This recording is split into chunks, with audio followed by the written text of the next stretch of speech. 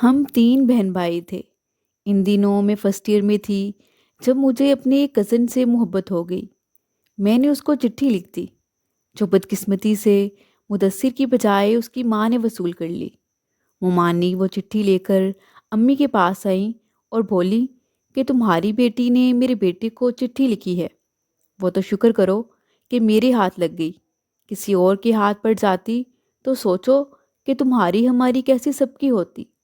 بس پھر کیا تھا، ہماری امی کا تو ایسا پارا چڑھا کہ بھاوچ کے سامنے ہی مجھے دھنک کر رکھ دیا۔ وہ کہنے لگی، ہاتھ بھر کی چھوکری، ابھی ٹھیک سے پر بھی نہیں نکلے اور ہواؤں میں اڑنے لگی ہے۔ خبردار جو آئندہ ایسی حرکت کی، تمہارے ابو کو کہہ کر نہ صرف تمہارا کالج جانا بند کروا دوں گی، بلکہ کسی بھی ایرے گیرے سے رشتہ کر کے تجھ کو کنبے میں دھکا دے دوں گی۔ اپنی بے عزتی کا شدید احساس اور ان کی مار ہی میرے لیے کافی تھی۔ اس کے بعد تو عشق کا بھوت ایسا سر سے اترا کہ پھر کبھی کسی کا خیال تک دل میں نہ لائی۔ بس مطلب رکھا اور بی اے کا نتیجہ آتے ہی امی نے میرا رشتہ ایک بہت اچھے گھرانے میں طے کر دیا۔ یوں میں بیاہ کر اپنے اصلی گھر آ گئی۔ وہ بچپن کی نادانی جس کو ہم محبت سمجھتے تھے، دل و ذہن سے حرف غلط کی طرح مٹ چکی تھی۔ شادی کے بعد پتہ چلا کہ اصل زندگی کیا ہوتی ہے۔ اپنا پیارا گھر، اپنی جنت جس پر عورت ایک ملکہ کی طرح راج کرتی ہے۔ مجھے شاہ میر نے وہ محبت دی کہ میں سارے جہان کو بھول گئی۔ دنیا کی ہر آسائش میرے جیون ساتھی نے میرے لیے مہیا کی تھی۔ اللہ تعالیٰ نے اولاد کی نعمت سے بھی نواز دیا تو سبھی ارمان پورے ہو گئے۔ شوہر اتنی محبت دیتے کہ میں خود کو شہزادیوں سے بھی زیادہ خوش قسمت سمجھتی تھی۔ مال و دولت، اولاد، شوہر کی محبت، غرض ہر نعمت میرے پاس میسر تھی۔ یوں ہی زندگی بڑے سکون سے گزر رہی تھی۔ شادی کو 13 برس گزر گئے اور اتنے سالوں کے گزر جانے کا پتہ بھی نہ چلا، کیونکہ شوہر اب بھی پہلے دن کی طرح ہی چاہتے تھے۔ ایک روز میں شاپنگ کو نکلی تو مجھے افروز مل گئی۔ 13 برس بعد اسے دیکھا تو پہچاننے میں دقت ہوئی۔ وہ کس قدر بدل چکی تھی۔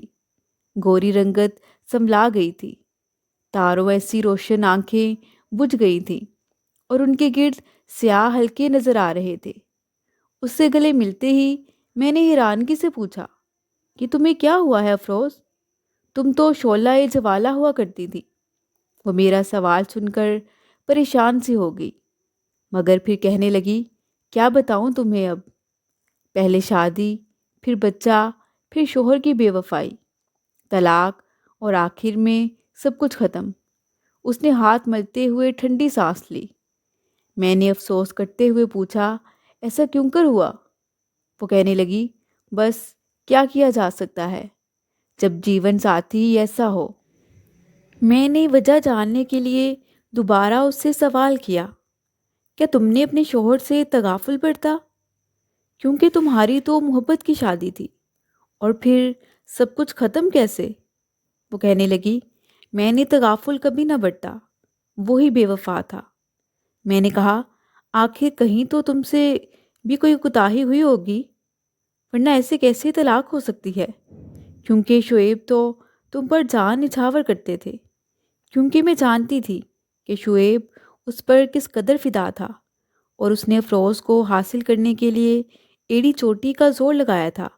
پھر وہ بولی، ہاں، پہلے مجھ پر جان نچھاور کرتے تھے، پھر کسی اور مجھ سی پر مر مٹے۔ میں نے فوراً کہا کہ میں نہیں مان سکتی۔ تم نے شادی کے بعد اس بات کا خیال نہیں رکھا ہوگا کہ اب بھی ان کو تمہاری پہلی جیسی محبت چاہیے۔ جب بچے ہو جاتے ہیں، اکثر عورتیں اپنے خاوند کو نظر انداز کرنے لگتی ہیں اور بچوں میں مصروف ہو جاتی ہیں۔ تبھی اکثر مرد بیوی کو چھوڑ کر باہر کہیں راحت تلاش کرنے لگتے ہیں۔ میں تو یہی کہوں گی کہ تم نے اپنے شوہر کو پہلے جیسی محبت نہ دی ہوگی، شاید تبھی بے وفائی کی نوبت آئی۔ پھر وہ کہنے لگی، مردوں کو اپنی بیویوں کی محبت کی ضرورت شادی کے بعد نہیں رہتی۔ وہ کچھ تلخی سے بولی۔ تب وہ مجھے ایک عام سی عورت دکھائی دی۔ میں نے کہا، وہ عورتیں جو غافل ہو کر اپنے شوہر کے سکھ کا خیال نہیں کرتی، پھر جب وہ ان کو کھو دیتی ہیں تو آنسو بہانے لگتی ہیں۔ تبھی افروز نے دکھی ہو کر مجھے سارا حال کہہ سنایا۔ شوہر بزنس مین تھا، پہلے بہت محبت بھرا سلوک تھا اس کا، بعد میں اپنے دفتر میں ملازم ایک حسینہ سے بیاہ رچا لیا اور اسے بے یار و مددگار چھوڑ دیا ہے۔ وہ پھر آنسو گرانے لگی کہ سارے مرد ہی بے وفا ہوتے ہیں، تم نہیں جانتی ان کی فطرت کو۔ میں نے اسے آگے سے جواب دیا، نہیں افروز، سب کو ایک لاٹھی سے مت ہانکو۔ میں نے اس کے رخساروں پر بہتے آنسو اپنی انگلی کی پوٹ سے پونچھتے ہوئے کہا، تم میری سنو، آخر میرے میاں بھی تو ہیں۔ وہ کچھ روٹتے ہوئے کہنے لگی، کیا تم نے ان کو آزما لیا؟ نہیں افروز، مجھے ان کو آزمانے کی ضرورت بھی نہیں، وہ مجھ سے بہت محبت کرتے ہیں، اور کسی غیر عورت کی طرف نگاہ اٹھا کر دیکھنا بھی گناہ سمجھتے ہیں۔ یہ سنتے ہی وہ مجھے حسرت سے دیکھنے لگی۔ کیا غلط کہہ رہی ہوں میں؟ وہ کہنے لگی، تم بہت بولی ہو، ورنہ تمہارا میاں بھی کسی سے پیچھے نہ ہوگا۔ مجھے اس کی یہ بات بہت بری لگی۔ میں نے اسے کہا، افروز، تم چونکہ شوہر سے چوٹ کھائی ہوئی ہو، اس لیے ہر ایک کو اپنے تجربے کی اینک سے دیکھتی ہو۔ وہ پوچھنے لگی، اچھا تو وہ تم سے بہت محبت کرتے ہیں؟ اس نے رشک بھری نگاہوں سے مجھے دیکھ کر کہا، بے حد، تم سوچ بھی نہیں سکتی۔ تبھی وہ روتے روتے ہنس پڑی۔ اس کی زہر کھن ہنسی مجھے سخت ناگوار گزری۔ اپنی توہین محسوس کرتے ہوئے میں نے کہا، افروز، تم اپنے شوہر سے دھوکہ کھا کر کتنی متعصب ہو گئی ہو۔ میری شامیر کو بھی سب مردوں جیسا سمجھتی ہو، حالانکہ وہ ایسے نہیں ہیں۔ وہ کہنے لگی، کیا تم ان کو آزمانا چاہتی ہو؟ میں نے کہا، سب سے پہلے تو میں انہیں آزمانا ہی نہیں چاہتی، اور اگر آزمانا بھی چاہوں تو کیسے آزماؤں؟ میں بتاتی ہوں۔ انہوں نے مجھے نہیں دیکھا، میں ان کے آفس میں جاب کے بہانے جاؤں گی، ٹھیک، اور وہاں کی تمام رپورٹ تم کو لا کر دوں گی۔ میں نے آگے سے کہا، ٹھیک ہے، تم یہ لو ان کا کارڈ، پتہ، فون نمبر، سبھی کچھ لکھا ہے اس پر۔ اس نے کارڈ مجھ سے لے کر اپنے پرس میں رکھ لیا۔ 4 دن بعد اس نے مجھے فون کیا کہ میں آ رہی ہوں۔ گھر آ کر کہنے لگی، محترمہ، تمہاری خوش فہمی ٹوٹی۔ یہ سن لو کہ تمہارے میاں وہ نہیں ہیں جیسا کہ تم ان کو سمجھتی ہو۔ وہ آج مجھے اپنے ساتھ ریستوران میں کھانا کھلانے لے جا رہے ہیں۔ مجھے اب اس کی مکاری خوب سمجھ آ رہی تھی۔ میں نے بھی سوچا کہ آخر دیکھوں تو کہ کیا ہوتا ہے۔ میں نے کہا، جھوٹ ہے یہ تو۔ پھر میں نے کہا، میری صبر کا امتحان نہ لو۔ وہ کہنے لگی، صبر سے کام لو جانم، ابھی سنائی دیتی ہوں، صداقت۔ اس نے اپنا موبائل سے نمبر ملایا اور مائک کھول دیا۔ آگے سے آواز آئی، دیکھیے، اب بہانہ مت بنائیے گا، آپ ضرور چلیں گی۔ کہاں ہیں آپ؟ مجھے شامیر کی آواز سنائی دی۔ میں بہت دور ہوں۔ اس وقت افروز بولی، مجھے جگہ بتا دو، آپ کو پک کر لیتا ہوں۔ افروز نے آگے سے کہا، میں نے جاب کی بات بھی کرنی تھی، فون پر بتا دیتے۔ سامنے سے آواز آئی، اس کی تم فکر نہ کرو، وہ تمہیں مل جائے گی۔ تم ایسی خوبصورت خاتون کو بھلا نوکری کی کیا ضرورت ہے؟ ہم خود خادم ہیں آپ کے۔ مجھے اپنے کانوں پر یقین نہ آیا۔ میں اس سے زیادہ برداشت نہ کر سکتی تھی۔ میری حالت غیر ہوتے دیکھ کر افروز نے فون بند کر دیا۔ میرا چہرہ سفید اور ہاتھ پاؤں ٹھنڈے دیکھ کر وہ بولی، بس آزمائش یہیں تک کہ جوتے کو اس کے گھر تک پہنچا کر دم لوگی؟ میں نے ہمت جمع کرتے ہوئے کہا، آگے بھی دکھا دو، یہ ڈرامہ بھی دیکھنا چاہتی ہوں، آخر شامیر کس حد تک جا سکتا ہے۔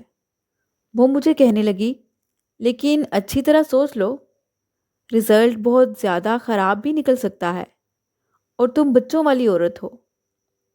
میں نے کہا، پرواہ نہیں، میں نے یہ اسے ہمت سے کام لیتے ہوئے کہا، حالانکہ میرا دل بیٹھا جا رہا تھا۔ وہ کہنے لگی، تو پھر ٹھیک ہے، دل کو کمزور مت پڑنے دینا، یہ بڑا مشکل مرحلہ تھا۔ میں نے زبان سے کچھ نہیں کہنا تھا اور دل پر بھی قابو رکھنا تھا، رویہ بھی نہ بدلنا تھا، پھر بھی مزاج کی بے کیفی کو چھپا نہ سکی تھی۔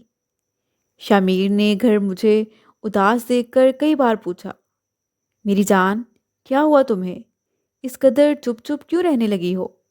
طبیعت تو ٹھیک ہے نا تمہاری؟ میں آگے سے کہتی، جی ٹھیک ہوں، آپ میری فکر نہ کریں، بچے دکھا دیتے ہیں۔ ہفتے بعد افروز نے مجھے اگلی رپورٹ دی، کہنے لگی، آج ہم اور تمہارے وفادار میاں سیر کو جا رہے ہیں، اگر دیکھنا چاہو تو ساحل سمندر پر آ جانا۔ میں احمقوں کی طرح پوچھنے لگی، اچھا، کیا واقعی میں آ جاؤں؟ مگر ساحل سمندر پر کس جگہ؟ اور وہ ہنسنے لگی، بے وقوف مت آنا، ورنہ سارا کھیل خراب ہو جائے گا۔ میں ایسا کروں گی کہ تمہارے میاں کی باتیں ریکارڈ کر کے تم کو سنا دوں گی۔ وہ باتیں ریکارڈ کر کے لے آئی۔ میں نے ایک بار سنا تو دوبارہ سننے کا یارہ نہ رہا۔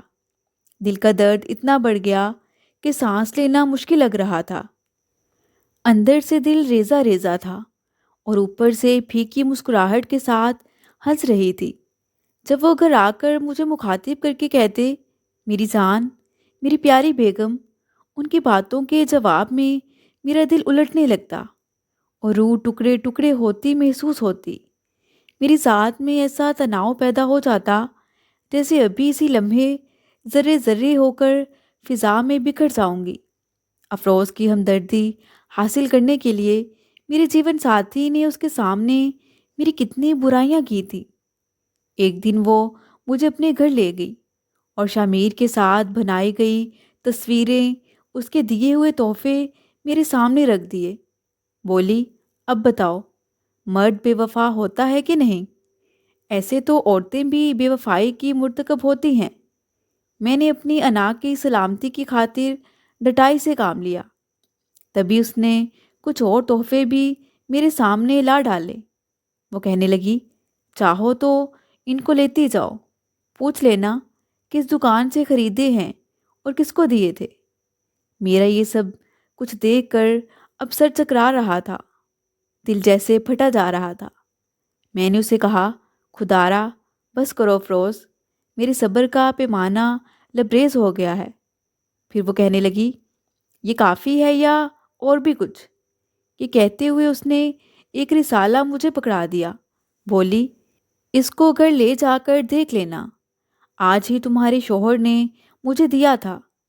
میں نے ایک دو صفحہ ہی پلٹا اور اس کو پھاڑ کر وہیں پھینک دیا اور کہا کہ بس افروز بس، تم سچی ہو اور میں بے وقوف ہوں، واقعی مرد کا اعتبار نہیں۔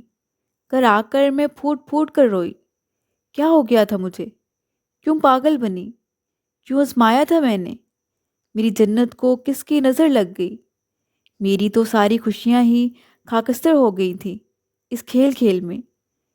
اسی وقت افروز کا فون آ گیا، کہنے لگی، مجھے معاف کر دو میری دوست، دراصل میں تم کو بس یہی باور کرانا چاہتی تھی کہ انسان کو کسی پر بھی اتنا بھروسہ نہیں کرنا چاہیے، مگر اب سوچتی ہوں کہ کتنا غلط کیا میں نے، تم کو دکھ پہنچایا ہے۔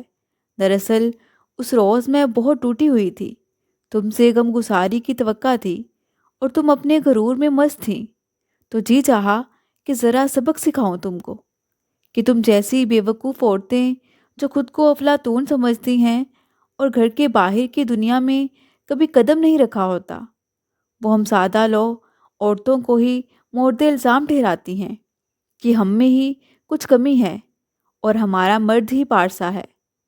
اب بتاؤ، تم میں کیا کمی ہے؟ کاش یہ کھیل آزمائش کا یہاں ہی ختم ہو جاتا، مگر ایسا نہ ہوا۔ افروز نے جو ڈرامہ ہنسی ہنسی میں شروع کیا، بعد میں اس نے حقیقت کا روپ دھار لیا، اور جب میں نے شور مچایا تو اگلے ہی روز یہ دیکھ کر میرے پیروں سے زمین نکل گئی کہ شامیر افروز سے شادی کر کے اسے میرے گھر لے آئے۔ شامیر نے مجھے میکے بھجوا دیا اور افروز سے شادی کر لی۔ میں نے جھگڑا کیا بلکہ طوفان برپا کر ڈالا۔ تب اس نے مجھے طلاق دے کر ذہنی سکون پا لیا، اور میں آج سرداہیں بڑھتی ہوں اور ہر ایک سے کہتی ہوں کہ دنیا میں دو انسانوں پر اندھا اعتماد نہیں کرنا چاہیے، ایک مرد پر اور دوسرا سہیلی پر۔ آج وہی عورتیں مجھ سے ہمدردی کرتی ہیں جن سے کبھی میں فخر سے کہا کرتی تھی کہ چاہے دنیا ادھر کی ادھر ہو جائے، میری شوہر کبھی نہیں بدل سکتے۔ مزید دلچسپ سچی کہانیوں کے لیے چینل کو سبسکرائب کریں۔